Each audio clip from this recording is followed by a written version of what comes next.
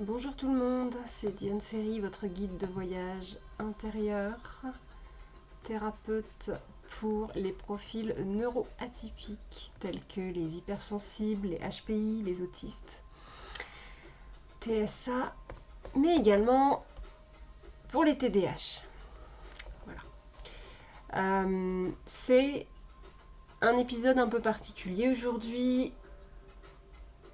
Je lance quelque chose d'un peu spécial.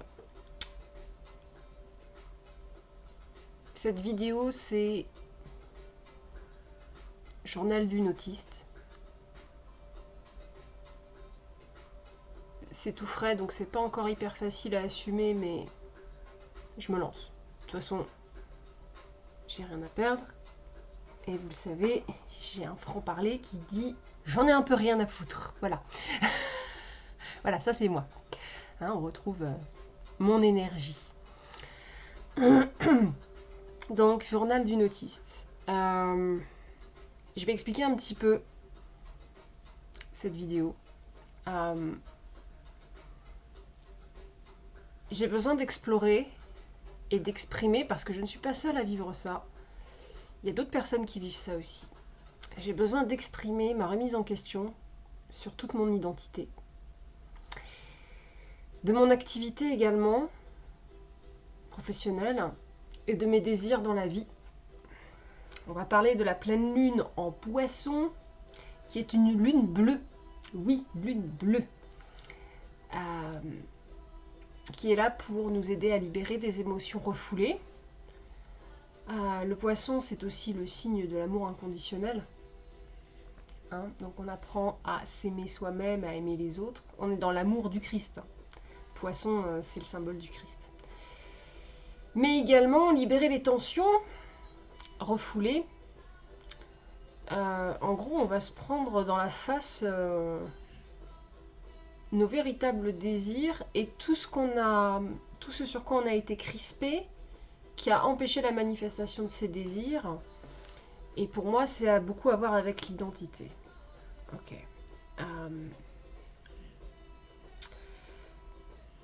En ce moment, mon corps fait sa justice. Voilà. On va dire ça comme ça. Il me dit, t'as pas voulu voir. Attends, je vais te montrer à quel point j'ai pris sur moi. Et là, j'ai mal partout, le dos bloqué. J'ai fait une crise pendant 2 jours, non-stop. On va en parler. Je vais expliquer des choses sur ces crises. Et si vous faites des crises d'angoisse, des meltdowns ou des shutdowns, on va shutdown. Oh là là, des meltdowns et des shutdowns. On va en parler. Ouais, bah oui. Bon, pour ceux qui ne savent pas encore de quoi on parle, je vais tout expliquer. Et donc, on va voir d'où vient ce mot autiste, parce que c'est pas forcément inscrit sur ma tête, c'est pas marqué sur mon front, c'est passé inaperçu très longtemps. Pourquoi ? Déjà parce que je suis une femme, et que nous les femmes, nous mettons les relations en priorité, et donc nous sommes prêtes à nous adapter et à nous faire mal et à cacher des aspects de notre personnalité, à compenser nos handicaps, nos difficultés, nos émotions, à faire les caméléons pour pouvoir avoir, pour le bien-être de la relation. Voilà. Donc on va faire passer la relation avant nous-mêmes. Voilà, en gros. Mais ça, c'est pas que les femmes, il y a des hommes aussi qui le font. Mais on va dire que les femmes sont beaucoup plus poussées dès toutes petites à ça. Ok. Bon, déjà, première chose. Deuxième chose, pourquoi c'est passé inaperçu autant de temps ? Parce que je suis HPI. Que le HPI, au potentiel intellectuel, est capable d'aller chercher des ressources et de décoder. Il peut aller chercher des ressources en lui, donc c'est ce que j'ai fait. J'ai cherché des ressources en moi et j'ai cogité pour imiter les comportements que j'ai pensé qu'on attendait de moi. En gros, c'est du calcul non-stop là-dedans. Voilà. pour faire et agir comme je pense que socialement ça se fait, mais ça n'est pas naturel. En gros, c'est un peu comme si j'allais vivre en Chine et que je connaissais pas le chinois et que je regarde les gens autour de moi pour savoir ce qu'il faut faire, ce qu'il faut pas faire. On va prendre plutôt le Japon, parce qu'il y a vraiment des normes sociales très particulières et des codes au Japon qui sont très spécifiques. Et je regarde autour de moi et je vois comment les gens y font. Ah, quand ils disent bonjour, ils font comme ça, d'accord. Quand ils rentrent quelque part, ils rentrent dans le sas et ensuite ils enlèvent les chaussures et après ils peuvent aller plus loin dans l'appartement, la maison ou le lieu.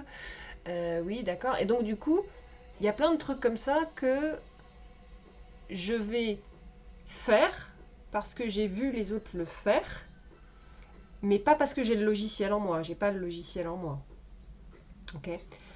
Alors vous me direz, tous les étrangers au Japon font ça. Oui, sauf que le truc c'est que, en fait, les gens normaux, entre guillemets, hein, on va dire que c'est les... dans ma métaphore, ce sont les Japonais. Voilà. Donc ils n'ont pas besoin de réfléchir. Par contre, un expatrié comme moi, autiste qui n'a pas les codes, va avoir besoin de décoder comme ça. Et ma vie, c'est ça. Donc ça passe inaperçu parce que j'imite très bien, je réfléchis, je fais énormément de choses par cœur, mais il n'y a rien de naturel et c'est épuisant en fait. Voilà. Donc là, mon corps, il a dit « Merde, va te faire foutre, je suis trop fatiguée, je ne veux plus faire d'efforts. » Il m'a lâché. Et mon cerveau aussi m'a lâché. Et donc du coup, je me suis retrouvée là, comme ça, à plus pouvoir utiliser le classeur gigantesque de par cœur que j'avais préparé pendant toutes ces années, pendant 37 ans. Et j'ai fait, ok, d'accord, on va arrêter de faire semblant que je suis une japonaise. Je suis pas une japonaise en fait, donc je comprends pas les us et coutumes. Et en fait, quand il y a des trucs que je comprends pas, je vais arrêter de faire semblant que je comprends. Et je vais arrêter de sourire comme une imbécile quand il y a des blagues que je comprends pas non plus parce que l'humour... Voilà. Alors, première question, comment j'ai découvert ? Au départ, je faisais des recherches pour des clientes d'ailleurs, parce que c'était plutôt des femmes, même s'il y a un homme qui était concerné. Alors, je suis 2 personnes qui ont le syndrome d'Asperger et qui sont diagnostiquées, etc. Mais il y a pas mal de... quelques personnes, en tout cas il y en a 5, où je me disais, mince, je retrouve... j'ai croisé leur dossier, en fait. Un jour, je suis pris leur dossier, j'ai fait, je comprends pas, je retrouve les mêmes symptômes, en fait. Je retrouve les mêmes symptômes, elles me sortent les mêmes phrases. Elles me parlent des imprévus, elles me disent qu'elles ont du mal à dormir, qu'elles sont obligées de dormir avec une couverture lestée, que le rapport à la nourriture est compliqué, les relations sociales sont épuisantes, qu'elles vivent beaucoup de choses comme des attaques, qu'elles sont hypersensibles sensoriellement. Bref, c'est que le 1% de la liste qui était en commun chez toutes ces personnes. Et je me suis dit, je vais faire des recherches. Donc j'ai commencé à faire des recherches. Je me suis inscrite à une formation aussi sur les profils neuroatypiques et en particulier sur HPI. Je me suis dit, peut-être il y a des trucs que j'ai pas encore compris sur le HPI. Donc je me suis inscrite à une formation. Et il se trouve que la formatrice était HPI Asperger. Donc elle l'annonce au début de la formation. Voilà. Et elle commence sa formation en expliquant comment elle fonctionne. Je me dis, waouh, c'est vachement bien ça. Donc elle explique que des fois elle va se perdre un petit peu dans ces trucs, mais c'est normal, elle va revenir un petit peu parce qu'elle va forcément partir dans d'autres sujets, revenir, etc. Bon, ok. Et donc elle parle des HPI, mais elle parle aussi d'Asperger. Donc Asperger qui est un TSA, trouble du spectre autistique. TSA, trouble du spectre autistique. Et en fait, dans le trouble du spectre autistique, il faut imaginer un spectre comme un spectre de couleurs. Et il y a plein de couleurs dans l'autisme. L'autisme, c'est pas Rain Man, hein, d'accord ? Il n'y a pas que ça. Il y a plein de troubles de l'autisme différents. Et chez les autistes, chacun est autiste à sa manière. Ensuite, l'autisme peut se voir dans les gènes, c'est une mutation génétique. Et d'ailleurs, j'ai vu une conférence assez intéressante, j'en ai vu deux intéressantes. Une sur le fait qu'on avait modifié génétiquement des souris pour leur mettre le gène de l'autisme, augmenter le gène de l'autisme chez elles et voir comment elles se comportaient par rapport aux souris normales, entre guillemets normales, non modifiées génétiquement. Et en fait, on voyait la souris entre guillemets normale qui était mise dans une cage avec une souris femelle en chaleur. Et donc la souris mâle normale avait très envie de s'amuser avec la petite souris femelle. La suivait partout, essayait de communiquer avec elle, etc. Et ensuite, ils font la même chose avec une souris qui a du coup la mutation génétique de l'autisme qui a été mise, la modification génétique. Donc, et ils mettent cette souris dans la cage avec, donc c'est une souris mâle, génétiquement modifiée pour avoir le gène de l'autisme, et ils mettent dans la cage avec une souris femelle en chaleur. Et la souris mâle, elle en a un peu rien à foutre. Elle ne cherche pas plus que ça à communiquer, à interagir avec l'autre souris. Elle fait sa vie en fait. Elle fait sa petite vie de son côté. Voilà. Donc ça, c'était un truc intéressant, déjà, de se rendre compte que c'est pas des caprices, c'est pas un trait de personnalité, c'est génétique. Voilà. Génétiquement, on n'est pas codé de la même façon. Il y a une autre conférence où j'avais vu sur les gènes de l'autisme qu'en fait, apparemment, ce serait le gène qui nous élève au niveau de la conscience et que du coup, ça nous rend beaucoup plus conscients d'énormément de choses qui se passent autour de nous et en nous, et on n'arrive pas à gérer. Il y a trop d'infos en fait. On n'arrive pas à gérer et trier toutes ces infos. C'est comme si on nous donnait un super pouvoir dans un corps qui ne peut pas gérer ce super pouvoir. On va dire ça comme ça. Voilà. Bon. Ok. Donc, la question c'était comment j'ai découvert. Donc, il y a eu cette formation avec cette coach qui a expliqué, donc HPI, qui a expliqué Asperger parce qu'elle-même était Asperger. Et en fait, j'écoute la conférence, mais mon corps commence à s'agiter. Clairement. Je pouvais pas rester assise sans bouger. Je commençais à marcher en rond. J'avais comme mes crises d'angoisse qui remontaient. J'étais là, putain, mais qu'est-ce qui se passe? Je comprends pas. Bon. En fait, j'ai plein de gestes bizarres qui sont sortis et elle en parlait. Et je m'étais dit, merde, qu'est-ce qui se passe si je m'empêche pas de faire ces gestes-là? Parce que je me suis rendu compte qu'en fait, je passe mes journées à m'empêcher de faire des trucs que j'ai besoin de faire. Je m'empêche de faire des gestes qui me permettent de me réassocier à mon corps, je pense, et aussi à des gestes qui me permettent de gérer tous les stimuli et les informations sensorielles. Donc, bon, elle commence à expliquer des tas de trucs, elle parle de l'épilepsie aussi, elle parle des crises d'angoisse qui, en fait, chez les autistes, sont des crises autistiques. Je fais, oh putain, je me disais bien que moi, c'était... Une crise d'angoisse, normalement, c'est on a peur du futur, quoi. C'est une peur par rapport à l'inconnu, par rapport à ce qui va venir. Et moi, je ne me reconnaissais pas du tout là-dedans par rapport aux crises d'angoisse, mais j'avais pas d'autres mots. Puis, ouais, bah là, je me rends compte que non, c'est pas une crise d'angoisse, en fait. Bon, ok. Je comprends mieux pourquoi je me retrouve des fois paralysée, je peux pas bouger, je peux pas parler. Ah, c'est pas une crise d'angoisse, ça. Une crise d'angoisse, on hyperventile, on panique. Non, c'est pas ça, moi, qui m'arrive. Donc, il y a eu ça. Bon, en fait, finalement, je cherchais des informations pour des clients et finalement, c'est moi que j'ai reconnu.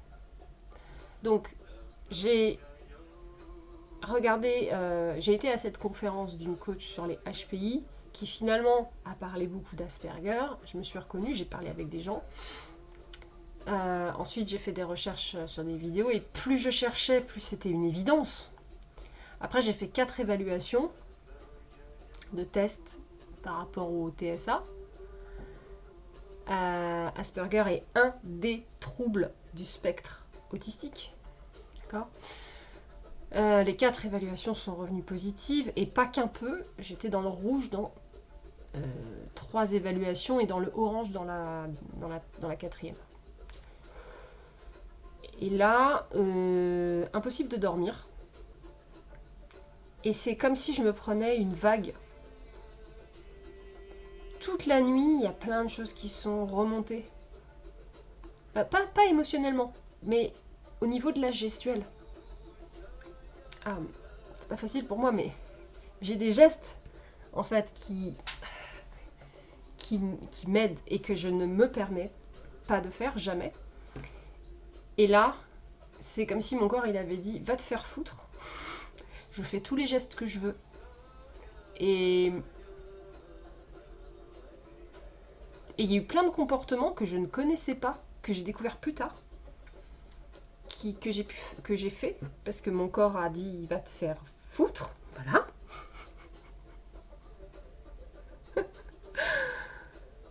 J'ai aligné des objets, j'ai tourné en rond, je me suis tapé la tête. Plein de trucs, il s'est passé plein de trucs toute cette nuit. Et c'était bizarre parce que je me sentais hyper bien, en fait, de pas m'empêcher à le faire. Donc voilà.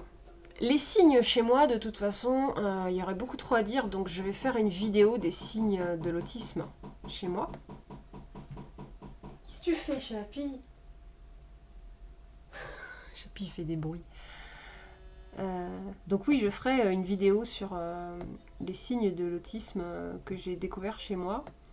Parce qu'il faut que je prenne le temps de conscientiser tout. Et puis, plus les jours passent, plus j'en conscientise des nouveaux.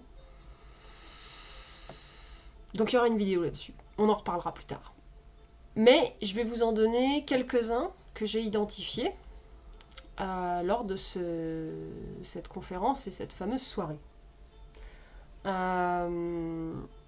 L'incompréhension par rapport à des changements de contexte. Par exemple, quand on est en train d'avoir une discussion normale et quelqu'un fait de l'humour, donc il y a un changement de contexte, on n'est plus dans du sérieux, on est dans de l'humour. Le contexte change, et moi, si je suis pas prévenue que le contexte change, je crois qu'on est toujours dans une situation normale, et donc l'autre va dire un truc marrant, et moi je vais le prendre au premier degré, et par exemple, s'il va me dire un truc un peu ironique, et moi je vais faire « Ah bon, c'est vrai ?» Alors que c'est... Voilà. Et je vais passer pour une naïve. Et ça m'arrive hyper souvent. Vraiment, ça m'arrive super souvent. Je comprends pas quand on me taquine, voilà. Et donc les changements de contexte, pour moi, sont compliqués. Quand on discute et que tout d'un coup, il faut mettre la table, les gens se mettent à mettre la table, et moi, j'ai pas compris qu'on avait arrêté de discuter. Et je continue la discussion, et je me rends pas compte qu'on a changé de contexte si ça n'est pas dit littéralement, verbalement. Voilà. Les demandes implicites. Alors les demandes implicites, alors la plupart des gens en fait, c'est quand ils disent un truc et puis ça va de soi quoi. Ce qu'ils disent, ça sous-entend quelque chose. Voilà.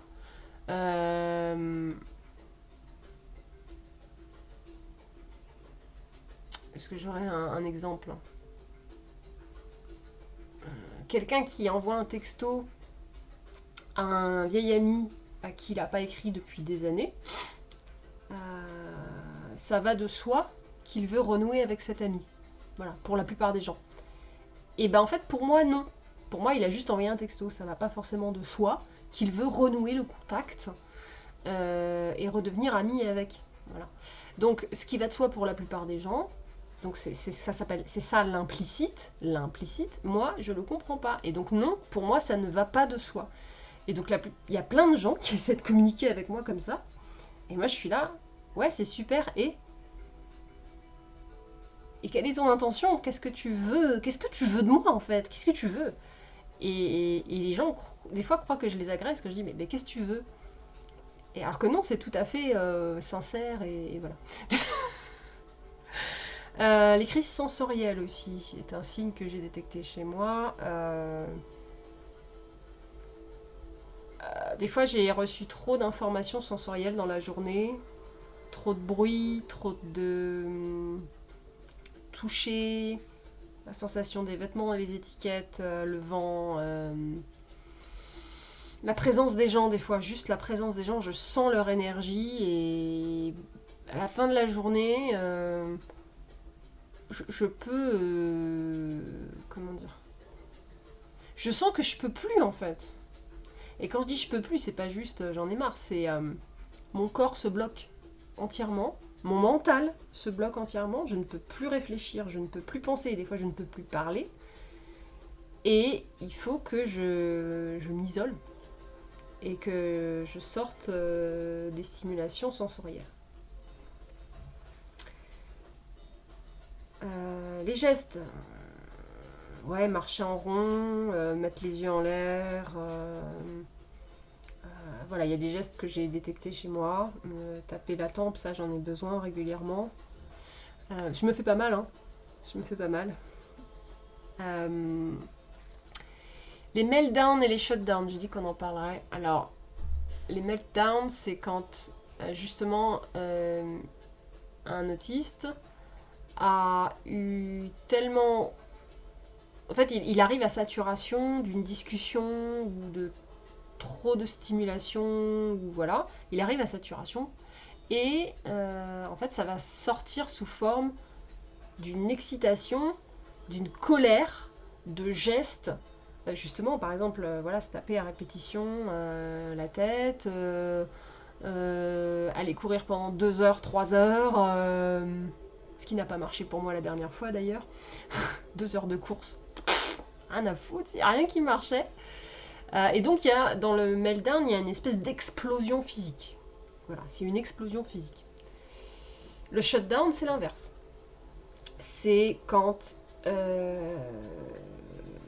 le cerveau n'en peut plus et donc il va couper avec l'essence. Donc par exemple, on va se retrouver, on est là, au restaurant, il y a du bruit, on arrive à saturation et on se retrouve dans sa bulle, on n'entend plus les bruits, comme si le cerveau avait dit off, turn off, voilà, il turn off le volume, on voit plus rien parce qu'on n'arrive plus à lever les yeux sur les autres. Ah oui, ça aussi c'est un signe chez moi. J'ai un regard très fixe ou très fuyant. Et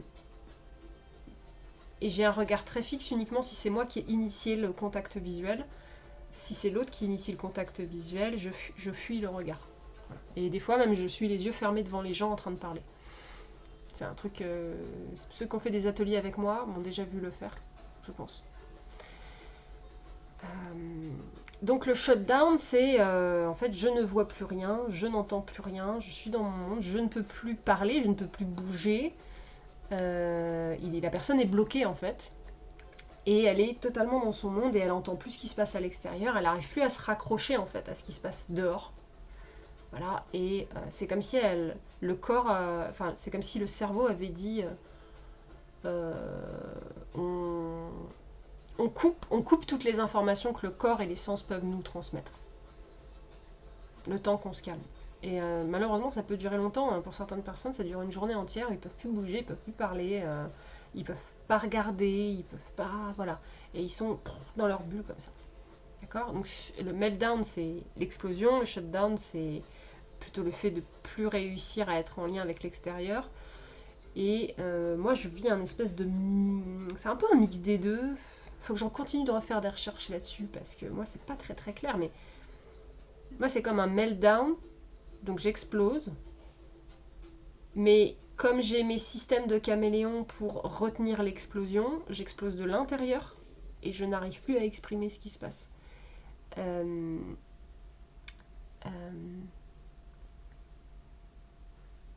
Dans le sens où...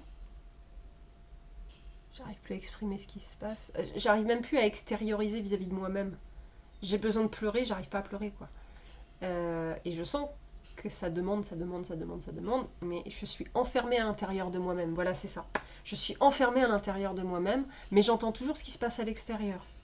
C'est-à-dire que je suis pas coupée sensoriellement de l'extérieur, donc je suis pas en shutdown. Mais en même temps, je suis quand même en shutdown, puisque je suis enfermée à l'intérieur de moi. Voilà, bon. Donc ça c'est un signe que j'ai vu. La fatigue sociale. Ouais, ça, ouais. Putain, ça me fatigue. Moi, je le disais la dernière fois, aller chercher mes tomates le matin chez le primeur, dire bonjour, choisir, remercier et partir. J'ai eu ma dose de sociabilité de la journée, hein, c'est bon, hein. J'ai pas besoin de plus. Enfin, j'aime bien voir mes proches et tout, mais le Covid, ça m'a pas gêné, par exemple, voilà. Ça m'a même plutôt fait du bien, d'ailleurs. Confinement.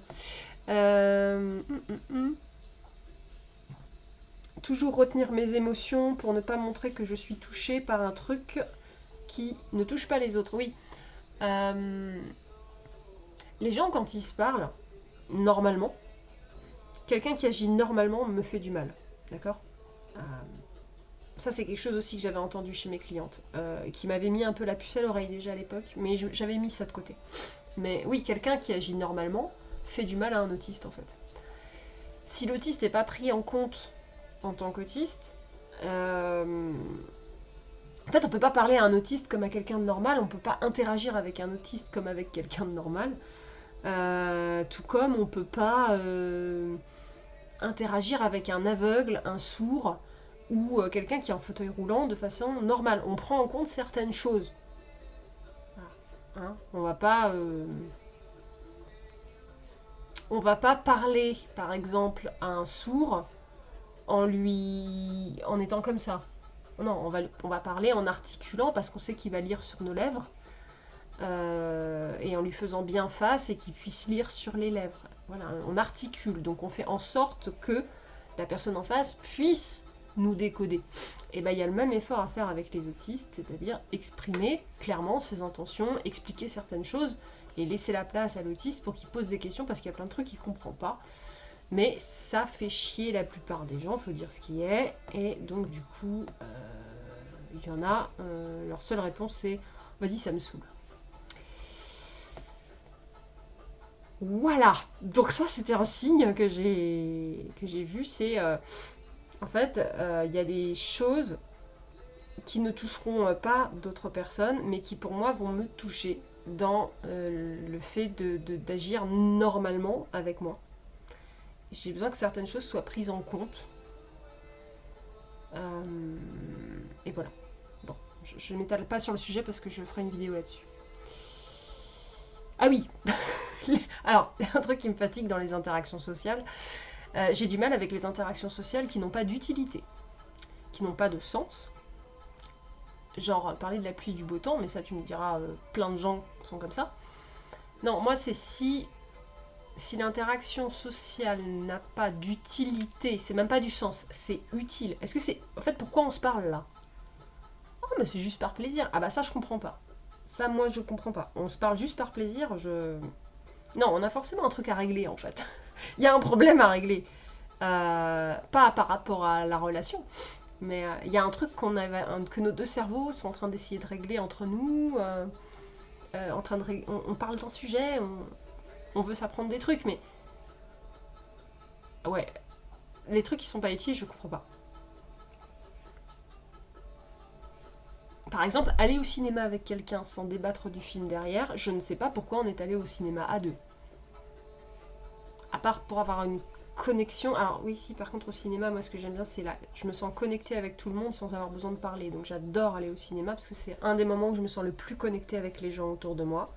Ça, c'est bien un truc d'autiste. On se sent connecté quand on parle pas. Et quand il n'y a pas d'interaction finalement sociale directe. Mais à part cette histoire de présence, on est allé au cinéma ensemble et on n'en parle pas après. Compliqué pour moi.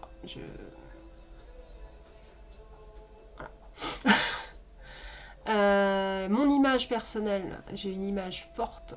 Ouais, c'est vrai. Je dégage une image. Je pense que beaucoup de gens s'en sont rendus compte quand même. Je dégage une image de force. D'ailleurs, je sais pas combien de fois on m'a dit ça dans ma famille. Oh, Diane, elle est forte. On n'a pas de soucis à se faire pour elle. Non, mais Diane, elle est forte. Non, rien du tout. Que dalle. Je suis pas forte, moi. Je sais avoir cette image-là. Je sais avoir ce comportement-là quand il faut. Mais c'est pas ce que je suis. Je sais juste, ça c'est mon mode... J'ai appris à être comme ça pour survivre. Mais c'est pas ce que je suis.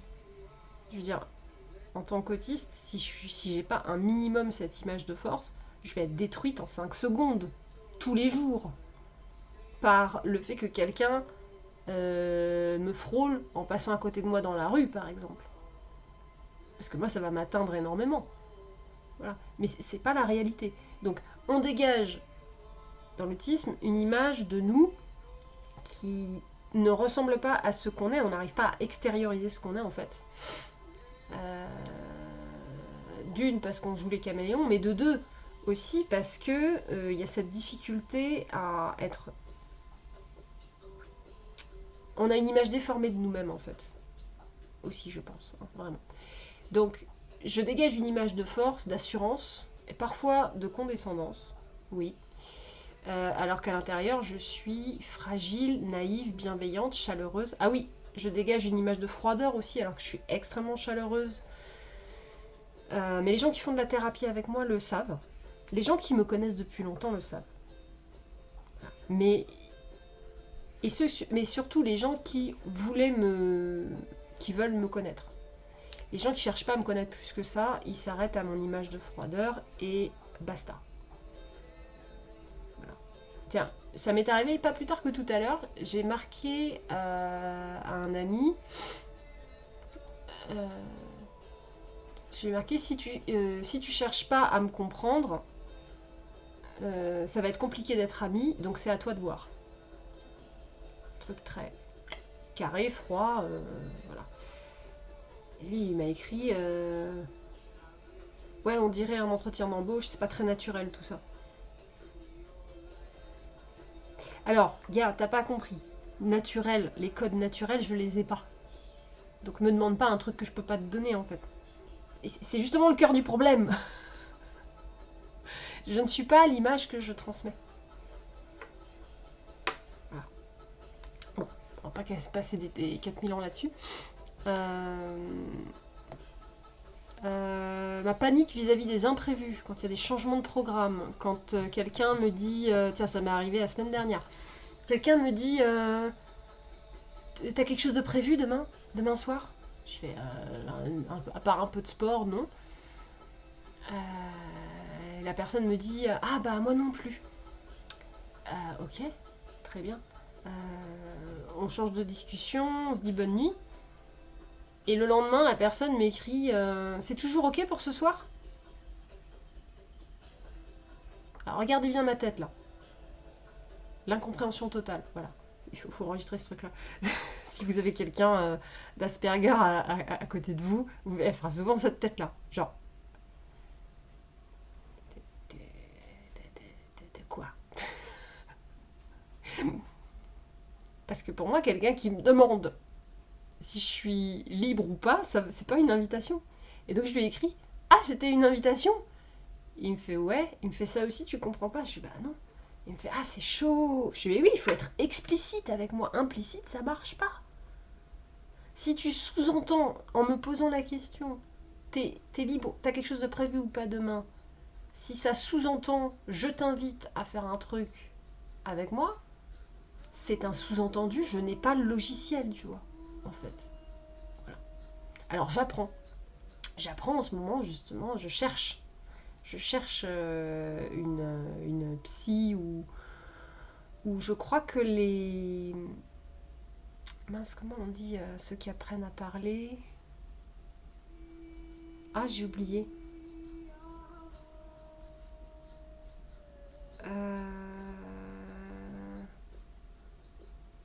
Ah, je mets en pause, attendez, je vais chercher, ça m'énerve. Ah voilà, c'est ça, orthophoniste. Je crois que les orthophonistes peuvent apprendre l'habilité sociale. Donc j'ai des trucs à apprendre en habilité sociale.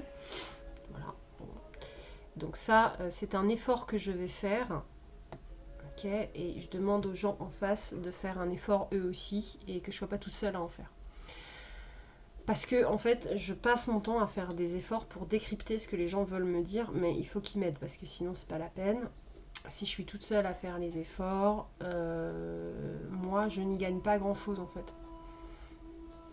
Alors, les autres signes... Ouais, mes habitudes sont des repères. Ouais, je m'en suis rendu compte. Quand on chamboule mes horaires, mes habitudes, je ne sais plus comment gérer le déroulement du reste de ma journée. Je ne sais plus comment gérer mes émotions non plus, parce qu'en fait, elles sont basées sur certains rituels, mais elles sont aussi basées sur l'anticipation. C'est-à-dire que c'est comme si je préparais mes émotions à l'avance. Demain, il va se passer ça, ça, comme d'habitude, et puis en plus, il y aura ça et ça.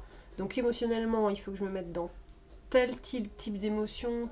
Mentalement, je me prépare de telle façon pour que demain, je sois préparée émotionnellement et psychologiquement à ce qui va se passer et se dérouler. Et alors, s'il y a un changement de programme, je dois tout recommencer et c'est pas possible d'improviser ça, en fait. Voilà. Donc mes habitudes sont des repères, oui. Je me suis aussi rendu compte que je faisais 2 fois plus d'efforts que les autres pour arriver à un résultat similaire. Et que des fois, je faisais même 10 fois plus d'efforts que les autres pour arriver à pas grand-chose. Voilà. Et je me suis sentie un peu comme un sourd à qui on reproche de pas entendre. J'y peux rien en fait. Voilà. Il y a des choses que je pourrais apprendre, mais ça sera jamais naturel. C'est ça que j'essaye d'expliquer aux gens. Le japonais sera jamais ma langue maternelle, les gars. Voilà. Donc j'aurai toujours des lacunes. Et la langue sociale est une langue innée. Et ça, c'est un truc que les gens comprennent pas. Vous prenez des gens d'endroits différents sur le globe où les cultures se sont même jamais rencontrées, quoi. Et vous retrouverez les mêmes codes, les mêmes expressions faciales, les mêmes mimiques. En fait, le sourire, les expressions de colère, les expressions de honte, d'humiliation, de dégoût, etc. Et y a une série là-dessus qui s'appelle Lie to Me. Lie to Me, donc mens-moi, hein, qui est sur le décryptage des expressions faciales. D'ailleurs, ça c'est bien un truc d'autiste, hein, tout ce qui est étude de la psychologie, étude des expressions faciales, PNL, trucs comme ça, bon, c'est... Je pense qu'il y a beaucoup d'autistes qui n'ont pas les codes et qui donc du coup vont aller chercher à les apprendre. Mais, chez la plupart des gens, en fait, ils sont nés avec. Ils sont nés avec ce truc où un sourire, c'est un sourire. Voilà. Ou telle expression faciale, c'est ça. Ou quand quelqu'un dit ça, ça veut dire ça. Et c'est renforcé par l'apprentissage avec la mère et avec les autres personnes aux alentours. Mais l'autiste, il n'y a rien à renforcer puisqu'à la base, il a rien. Voilà. Donc l'autiste, il va faire quoi ? Il va essayer de se créer des repères comme il peut. Sauf que le problème, c'est que les repères, suivant les contextes, ils marchent ou ils marchent pas. Dans un contexte, les repères vont marcher, dans un autre, ça va pas marcher. Il y a des trucs, en fait, c'est du par cœur. Quand je parle de repères, c'est du par cœur. Genre, le bonhomme passe au vert, tu traverses. Voilà, ça c'est du par cœur. Ok, on est bien d'accord. Mais si on change de contexte, peut-être que ça marche plus dans ce sens-là. Ok, bon. Et du coup, bon, ça c'est une image, mais moi il y a des choses que j'ai appris. Par exemple, je sais que mon père, quand il fronce un sourcil d'une certaine façon, ça veut dire que 3, 2, 1, dans moins de 5 secondes, il va faire une blague. Donc je sais que quand il frôle son sourcil, celui-là vers le haut, il va y avoir une blague bientôt. Attention, il se prépare. Donc je sais que le contexte change et ce code fonctionne avec mon père. Le problème, c'est que ce code-là, il fonctionne pas avec d'autres personnes qui n'ont pas la même expression faciale. Et des fois, je vois des gens qui ont cette petite expression faciale, mais pour d'autres choses. Voilà. Et donc du coup, je suis là, oh, il va faire une blague. Et en fait, pas du tout. Et du coup, ça fait des incompréhensions. Mais voilà, donc quand je parle du par cœur, je parle de ça. Voilà.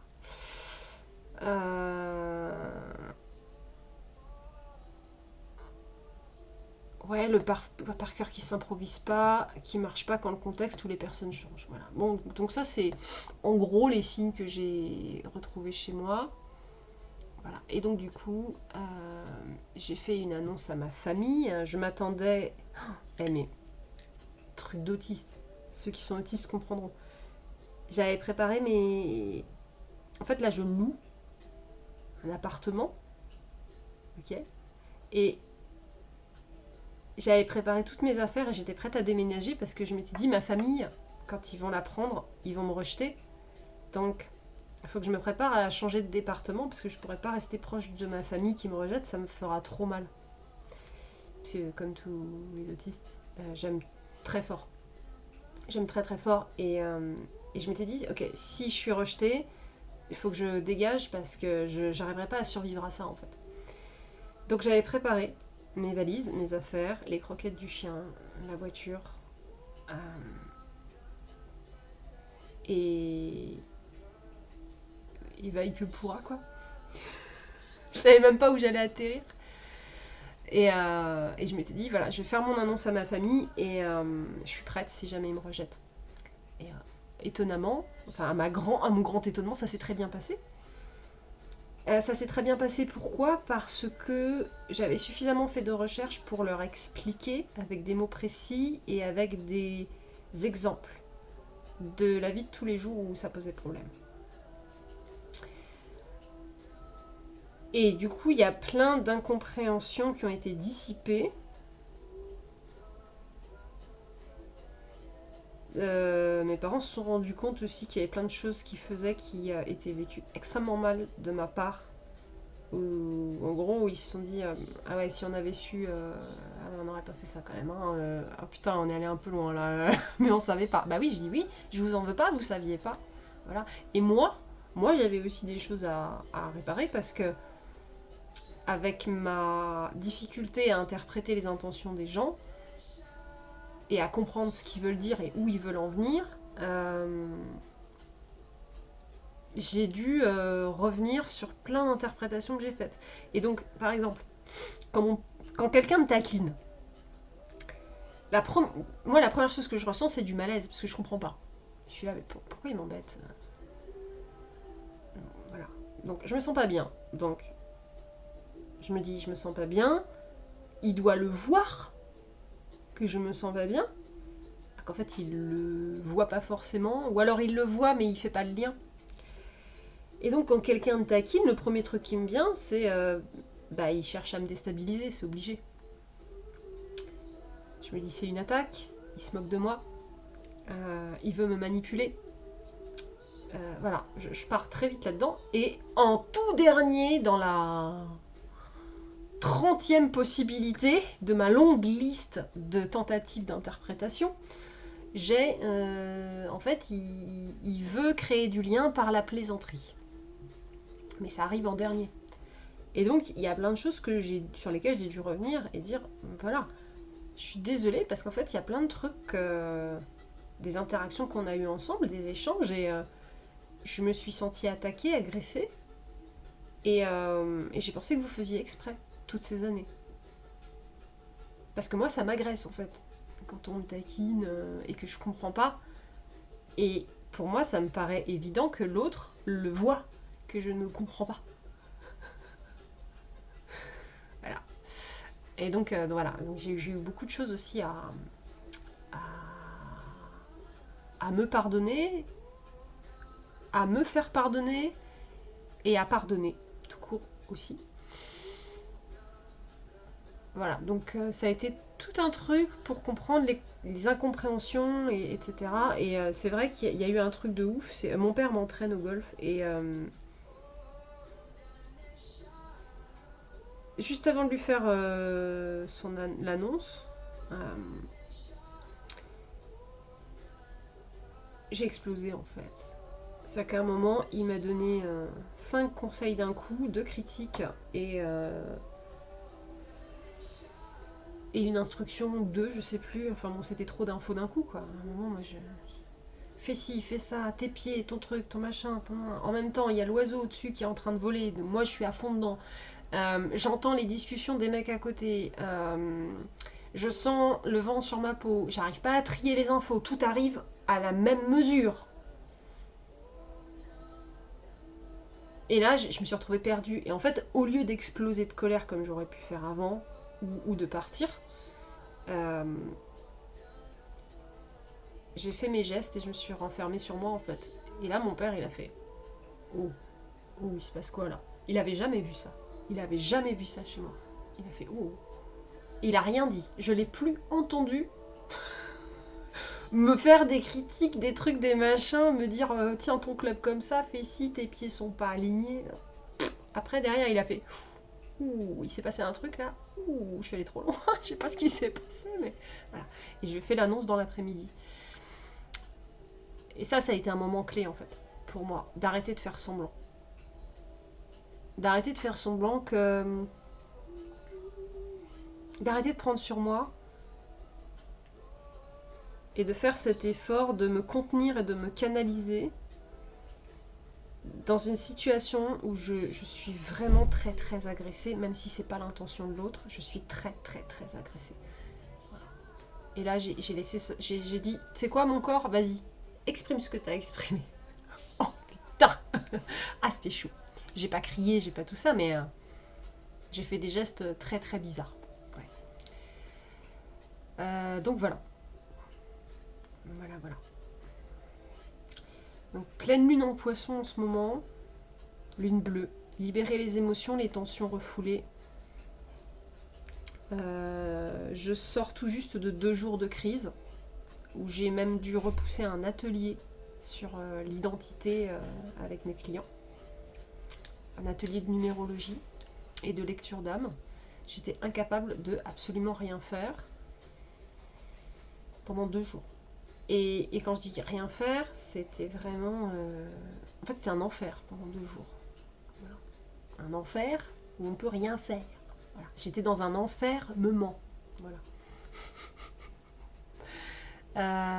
Et donc, oui, mon corps a fait sa justice. Et là, étonnamment, alors on va parler des menstrues, les filles. Moi j'ai mon cycle de règles qui a changé à partir du moment où j'ai... Attendez, il faut que je fasse... Est-ce que c'est quand j'ai commencé à faire mes recherches sur le sujet? Je crois que c'est... ça a commencé à changer en juillet, début juillet... Ouais, ça a commencé à sortir. J'ai commencé à faire les recherches début juillet, fin juin. Fin juin, début juillet. Et... Début juillet, je crois. Ouais, c'est ça. Et mes règles, mon cycle a complètement changé.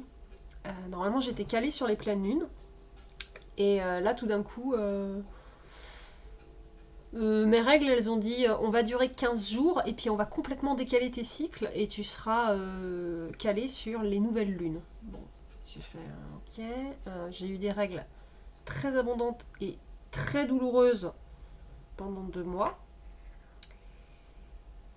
Et depuis que j'ai compris et que j'ai fait mon annonce, que j'arrête de faire semblant, le cycle est revenu. C'est-à-dire que j'ai eu 15 jours sans règles et elles sont revenues. Donc en gros, elles sont revenues beaucoup plus tôt. Normalement, je devais les avoir dans 2 semaines. Et pour se recaler sur la pleine lune en poisson. Ah! Et donc là, j'ai eu beaucoup de mal à dormir pendant 3 jours. Je pense que beaucoup de monde a eu du mal à dormir par rapport à l'arrivée de cette pleine lune qui énergétiquement a fait un travail très profond. Je me suis retrouvée 2 jours complètement en crise autistique. Et tout ça pour qu'à la fin, j'ai mes règles qui arrivent avec 15 jours d'avance pour me recaler avec la lune. Donc c'est quand même très fort. Pour moi, ça a beaucoup de sens. Pour certaines femmes, non. Mais pour moi, ça veut dire beaucoup. Ça veut dire beaucoup. Ça veut dire que je suis prête à reprendre mon rythme qui est à moi, avec ces nouvelles données qui ont été intégrées au niveau cellulaire, émotionnel, psychologique. Voilà. En gros, c'est je suis prête. Je suis prête à me prendre en main, je pense. Voilà. Donc la conclusion, c'est que là, au niveau de la chaîne, ça va partir en freestyle. Je vais essayer plein de nouveaux trucs. J'écris beaucoup en ce moment. J'écris des scripts de vidéos. Je vais faire des vidéos différemment d'avant. J'ai envie de m'exprimer, j'ai envie de chanter, j'ai envie de danser. J'ai plus envie de me réfugier dans des structures mentales qui me permettaient de cacher qui j'étais. J'ai envie de montrer qui je suis. J'ai envie de montrer mon quotidien parce que je sais qu'il y a des personnes qui vont se reconnaître. Je sais qu'il y a des clients et des clientes qui viennent me voir et c'est pas pour rien. C'est pas pour rien si vous choisissez une thérapeute qui est autiste à un moment. Voilà. Bon. HPI, hypersensible, HPI, autiste. Bon. Voilà. Je dis pas que tout le monde l'est, mais les personnes sur qui j'avais des doutes, quand je leur en ai parlé, elles se sont reconnues. Et ça a expliqué, mais alors ça a été genre, j'ai compris toute ma vie, quoi. Parce qu'encore le HPI et l'hypersensibilité, on le comprend, mais ça règle pas tout. Des fois ça règle tout, et c'est bon. Mais des fois ça règle pas tout. Et le problème c'est, on a cette image déformée de l'autisme par le cinéma. Mais l'autisme c'est pas ça. C'est pas un truc qui est visible, c'est pas une trisomie, c'est pas... Voilà. C'est un fonctionnement différent qui est considéré comme un handicap, mais qui n'est un handicap que parce que la société ne le prend pas en compte. Ça serait pris en compte, ça serait pas un handicap en fait. Hein. Bah oui. Finalement, on n'est pas handicapé, mais la société nous handicape, je pense un peu quand même. Et j'avais écouté pas mal de témoignages et je me souviens d'une fois, une dame qui posait la question dans son podcast à une autiste et qui lui disait qu'est-ce que la société et les gens entre guillemets normaux pourraient faire pour aider les autistes, et les Asperger, et parce que c'était Asperger là pour le coup. Et la personne a répondu bah nous foutre la paix déjà, ce serait pas mal. C'est vrai ? Foutez-nous la paix, bordel! Arrêtez de nous juger, de nous critiquer, laissez-nous être comme on est. Foutez-nous la paix, ouais, c'est vrai. C'est vrai. Voilà. Et puis apprenez à nous connaître. Parce que ce n'est pas fatigant de faire des efforts. Non, ce n'est même pas un effort. Pourquoi je parle d'effort ? Être curieux envers quelqu'un et vouloir apprendre à le connaître, c'est pas censé être un effort. Rentrer dans le monde de l'autre, c'est pas censé être un énorme effort. Ça peut en être un. Ça peut. Mais le minimum n'est pas un effort. Ça dépend à quelle intensité on le fait. Mais le minimum qui est... Par exemple pour moi, attendez, je vais aller chercher sur mon téléphone, parce que je l'ai marqué il n'y a pas longtemps. Voilà, on m'a demandé quels étaient mes besoins dans une relation. Bon, je l'ai noté. J'ai besoin que l'autre s'intéresse à moi et ait envie de me comprendre. Surtout quand je me dévoile. Bah oui. Et que je donne le mode d'emploi. Voilà. Quand je donne le mode d'emploi, j'ai besoin qu'il soit entendu, pas remis en question, pas critiqué, pas... Non. Accueille-moi comme je suis. Qui tu... Gré. Voilà. Donc, je donne le mode d'emploi, j'ai marqué, il n'est pas compliqué à appliquer. Comprendre que je ne comprends pas tout. Moi, je demande, j'ai besoin de pas grand-chose. J'ai besoin que les gens comprennent que je ne comprends pas tout. Répondre aux questions quand je pose des questions. Ne pas esquiver les questions. Ne pas mentir ou répondre à la va-vite en mode « tu me saoules ». C'est tout ce que je demande. Donc, du coup, qu'est-ce que je demande ? De la compréhension par rapport au fait que je comprends pas tout et que si je pose des questions, j'ai besoin de réponses claires et que c'est pas pour embêter le monde que je pose des questions. C'est pour être sûr que je ne mets pas des intentions sur toi où je vais très vite te voir comme un bourreau en fait si tu me réponds pas. Voilà. Comme un agresseur. Ah oui. Et être franc et précis dans les réponses, être explicite. Voilà, c'est tout ce que je demande. Voilà, voilà. Et puis moi, j'ai 2 vidéos que j'envoie aux gens que je connais et que j'aime, qui représentent ces 2 témoignages. L'une d'une femme, l'autre d'un homme, autiste Asperger, tous les deux. Et il y en a une où l'homme explique que les autres ne s'adapteront pas à lui, il sera le seul à s'adapter aux autres, mais qu'il a sa soupape de décompression avec ses proches, parce que ses proches s'adaptent à lui. Un minimum, quoi. Parce que sinon, il passe son temps à s'adapter tout le temps et à en prendre plein la gueule. Et en fait, j'aime bien cette vidéo parce qu'elle permet aux proches de se dire il faut qu'on fasse un effort parce que sa vie, c'est un enfer, en fait. Il n'y a pas grand-chose à faire comme effort d'adaptation. C'est pas énorme, quoi. J'ai pas un autisme de bas niveau, j'ai un autisme de haut niveau. Donc quand je dis haut niveau, je parle au niveau intellectuel. Je n'ai pas de déficit intellectuel. Ok. J'ai pas de handicap intellectuel. J'ai pas de retard mental. Voilà. Donc, il y a plein de choses que je peux gérer. Mais il y a 2-3 petits trucs tout simples qui vont faire que la conversation et les interactions vont être plaisants pour moi. Parce que sinon, je ne prends pas de plaisir, en fait. Je n'ai pas d'intérêt à sortir de chez moi et aller voir des gens si ce n'est pas agréable. Voilà. Pas compliqué à comprendre, quand même. Voilà, là, j'ai un franc-parler de ouf. Je suis contente. Donc, voilà.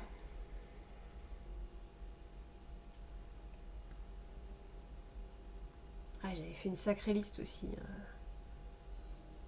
J'ai besoin que l'autre comprenne et accepte que certaines choses banales pour la plupart des gens sont banales pour la plupart des gens, mais sont une torture pour moi. Eh oui. Les imprévus, le manque de précision sur les horaires, les bruits violents et soudains comme une moto qui surgit. Je ne filtre pas les bruits, du coup la foule, les endroits bruyants, ça peut être compliqué. Rester trop longtemps dans un groupe. Quand je fais des erreurs et qu'en plus on les pointe du doigt, voilà, je dis on peut peut-être éviter parce que je me flagelle déjà pendant des jours quand je fais une erreur, donc c'est peut-être pas la peine d'en rajouter. Quand on me critique alors que je fais déjà tout pour m'adapter, quand quelqu'un essaie de me faire changer mon mode de fonctionnement ou mes croyances alors que j'ai mis des décennies avant de trouver cet équilibre pour vivre, j'ai mes repères. Si tu me les enlèves ou que tu veux que je les change, c'est comme retirer sa canne à un aveugle. Donc ma façon de fonctionner, on touche pas. Elle évolue, mais à mon rythme, au rythme où je peux. Voilà. Et c'est moi qui fais évoluer mon fonctionnement, c'est pas aux autres de faire évoluer mon fonctionnement, c'est à moi, c'est mon initiative personnelle. Quand je comprends pas et qu'on me gueule dessus, ça aussi, on peut éviter quand même. Ah oui! Ah, ça, c'est un truc qui m'arrive trop souvent. Quand quelqu'un rigole, mais que je sais pas pourquoi. Oh. Des fois, les gens, ils rigolent, et je crois qu'ils se foutent de ma gueule, alors qu'en fait, non. Des fois, ils rigolent parce que j'ai dit un truc bizarre, ou parce que j'ai peur de quelque chose, et qu'en fait, il n'y a pas de danger, donc ça les fait un peu... Ça les attendrit, en fait. Et moi, je crois qu'ils se foutent de ma gueule, réellement. Je suis là, mais c'est quoi le sens? Je comprends pas, en fait. Je suis là, je suis dans l'incompréhension. Et si l'autre veut pas me dire... je me dis que là, l'autre n'est pas bienveillant, me laisse dans l'incompréhension, et je peux très très vite le voir comme de la moquerie. Quand on rigole mais que je sais pas pourquoi, ça va tourner dans ma tête jusqu'à la crise. Si la personne m'explique à chaque fois, au bout d'un moment, je me crée des repères par cœur, et j'ai plus trop besoin de demander. Avec le par cœur, je comprends, mais il faut que la personne me donne du temps pour acquérir ses codes. Voilà, c'est pas compliqué à comprendre.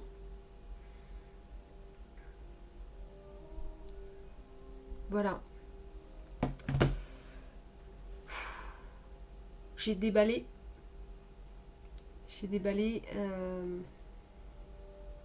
J'ai déballé mon cœur, j'ai déballé ce que je suis, j'ai déballé mon être, mon fonctionnement surtout. Et il va y avoir du changement du coup sur cette chaîne. Je vais plus faire les vidéos exactement comme je les faisais avant, ça va être différent. Ça fait 1h03, donc je vais m'arrêter là. Voilà. Bonne journée à tous. N'hésitez pas à mettre vos questions dans les commentaires, j'y répondrai du mieux que je peux. Je commence à faire des évaluations pour les personnes qui ont des doutes. Mais ce sont des évaluations, ce ne sont pas des diagnostics, attention. D'accord ? Et j'aide les personnes aussi qui sont soit déjà évaluées, soit déjà diagnostiquées à trouver des repères du coup. Parce que j'ai eu le temps de sacrément, mais vraiment sacrément, m'intéresser au sujet.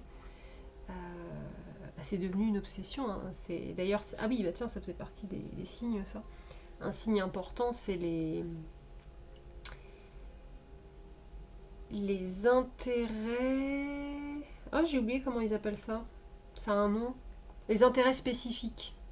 Voilà. Donc, en fait, ce sont des passions, obsessions dévorantes. Chez les femmes, ça passe un peu inaperçu parce que des fois, c'est les romans. Passion pour les romans, pour les animaux, pour les chevaux. Je peux pas passer 2 jours sans monter à cheval, machin, truc, ok. Moi, j'ai ça pour la psychologie. J'ai ça pour le golf. Mais là, j'ai mal au dos, donc je peux pas faire de golf. Donc, du coup, je ne peux plus gérer mes crises. Parce qu'avant, je gérais mes crises comme ça. Dès que j'allais faire une crise, je prenais mon club de golf. J'allais au golf, ça me recentrait complètement. Je faisais 3 heures de golf, j'oubliais de manger, j'oubliais. Mais j'étais recentrée. Et là, vu que j'ai mal au dos, je suis... Voilà, mon corps, il a dit t'arrêtes de compenser, tu vas vivre pleinement tes émotions, ma cocotte. Et j'ai fait oh putain, c'est dur quand même. Hein. Voilà. Donc gros changement dans la chaîne, vous verrez ça. Je vous embrasse tous. Et n'hésitez pas à me contacter si vous avez des questions.